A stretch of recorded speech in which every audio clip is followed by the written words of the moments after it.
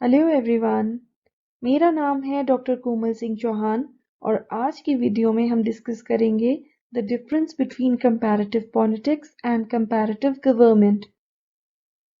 तो चलिए शुरुआत करते हैं वीडियो की। अपनी प्रीवियस वीडियो में which was about the evolution of comparative politics हमने डिस्कस किया था कि कैसे कंपैरेटिव पॉलिटिक्स को इनिशियली कंपैरेटिव गवर्नमेंट बोला जाता था। ऐसा इसलिए था कि दोनों के बीच में काफ़ी डिफरेंसेस थे। और वो डिफरेंसेस क्या थे? तो जो सबसे पहला डिफरेंस है between comparative politics and comparative government is it in terms of scope. तो comparative government is concerned with the study of formal political institutions like the legislature, executive and judiciary.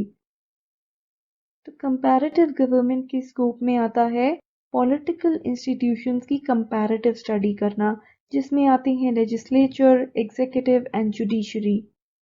Whereas comparative politics makes a study of the formal institutions and also the non-state agencies like interest and pressure groups as well. Comparative politics का जो scope है वो comparative government के scope से बहुत ज़्यादा है। यानी कि ना ही सिर्फ हम लेजिस्लेचर, एग्जीक्यूटिव एंड जुडिशरी की स्टडी करते हैं, बल्कि हम प्रेशर ग्रुप्स की, इंटरेस्ट ग्रुप्स की, पॉलिटिकल पार्टीज की, सोशो इकोनॉमिक कंडीशंस की, ह्यूमन बिहेवियर की, as well as concepts like political culture, political modernization, political socialization, इन सभी चीज़ों की स्टडी हम कंपैरेटिव पॉलिटिक्स में करते हैं। तो कंपैरेटिव पॉलिटिक्स का स्कोप कंपैरेटिव गवर्नमेंट के स्कोप से बहुत ज़्यादा है। Next is time period. Comparative government का टाइम पीरियड क्या था? ये स्टार्ट हुई थी from the time of Aristotle and lasted till the world war second. वहीं कंपैरेटिव पॉलिटिक्स का क्या टाइम पीरियड था? It began towards the end of world war two. इसकी बिगिनिंग वहां से होती है जहां से कंपैरेटिव गवर्नमेंट का एंड होता है। The third difference is in terms of normative versus analytical.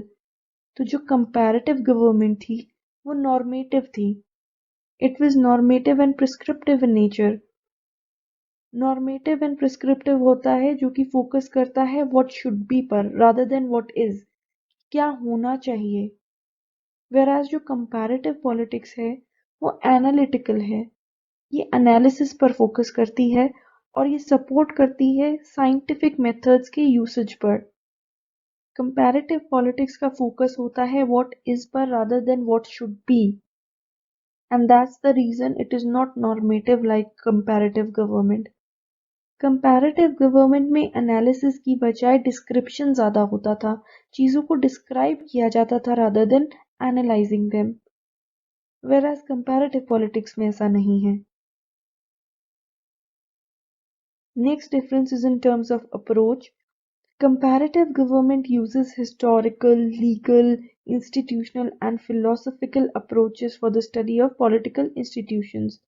But comparative politics uses modern approaches like the systems approach, structural approach, development approach and others. तो जो comparative government है ये use करती थी traditional methods को जिनमें आते हैं historical, legal, institutional and philosophical approaches. In approaches को डिटेल में हम अपनी अगली वीडियोस में डिस्कस करेंगे। वेराज कंपैरेटिव पॉलिटिक्स जो अप्रोचेस यूज करती हैं वो मॉडर्न अप्रोचेस कहलाती हैं। उनमें आती है systems approach, structural approach, development approach, decision making approach, communication approach and others. फिर आता है focus of study. Comparative government was confined to the study of political institutions of Western democratic countries, and on the other side, comparative politics concentrates on the study of political institutions of all the countries of the world, which includes states which have emerged in the 20th century. तो comparative government की जो study थी वो confined थी to the study of Western democratic countries. इसका focus था European countries और American political system की स्टडी पर। वेराज जो कंपैरेटिव पॉलिटिक्स है इसका स्कोप बहुत ब्रॉड है। ये सिर्फ डेवलप्ड कंट्रीज की पॉलिटिकल इंस्टीट्यूशंस को ही स्टडी नहीं करती बल्कि सभी कंट्रीज के पॉलिटिकल इंस्टीट्यूशंस को स्टडी करती है, जिनमें ऐसे कंट्रीज भी आते हैं जिनका इमर्जेंस वर्ल्ड वॉर सेकेंड के बाद हुआ।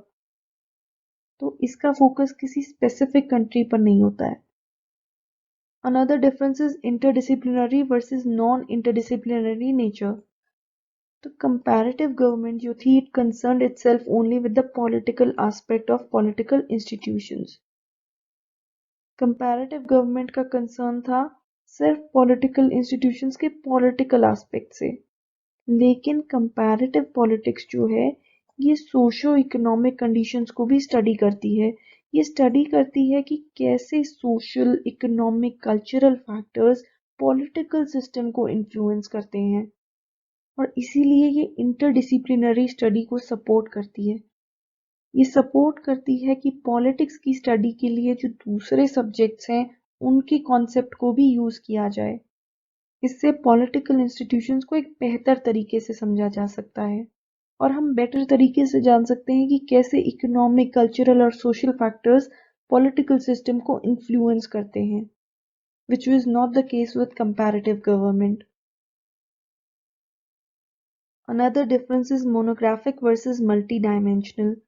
Comparative government was mainly monographic, which means its focus was on comparative study of political institutions of different countries, whereas comparative politics includes both horizontal and vertical comparisons, as it conducts studies at the multidimensional level and not only studies the political systems and institutions of various states but also the political systems established within a state.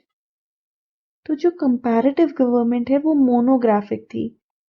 इसका मतलब ये है कि comparative government अलग अलग countries की political institutions को तो कंपेयर करती थी, लेकिन एक कंट्री के अंदर जो different different political institutions exist करते हैं उनकी कंपैरेटिव स्टडी ये नहीं करती थी।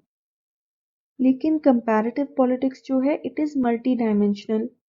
ये सिर्फ अलग अलग देशों के पॉलिटिकल सिस्टम्स को ही स्टडी करके कंपेयर नहीं करती, बल्कि एक देश के अंदर जो different different political institutions exist करते हैं उनको भी आपस में कंपेयर करती है। इसका एग्जांपल है जैसे हम इंडिया में यूनियन गवर्नमेंट को अगर स्टेट गवर्नमेंट के साथ कंपेयर करते हैं, that will be an example of comparison of political systems established with in a state. The final difference is in terms of goal.